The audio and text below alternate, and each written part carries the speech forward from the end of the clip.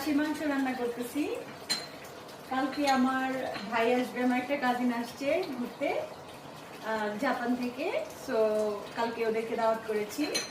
সকালবেলা রোস্টটা বানিয়ে রেখে দিয়েছি, আর এই যে খাসির মাংসটা এখন রান্না করতেছি। কালকে আরো অনেক রান্না বান্না আছে।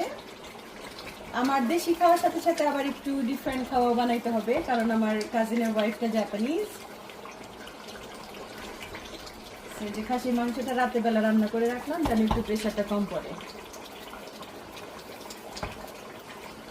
অলমোস্ট হয়ে এসেছে, জাস্ট নামিয়ে নেব। এই যে আমার মাংসটা হয়ে গিয়েছে, হয়ে গেল। আর গরুর মাংসটা আমার হাজব্যান্ড রান্না করে রেখেছে।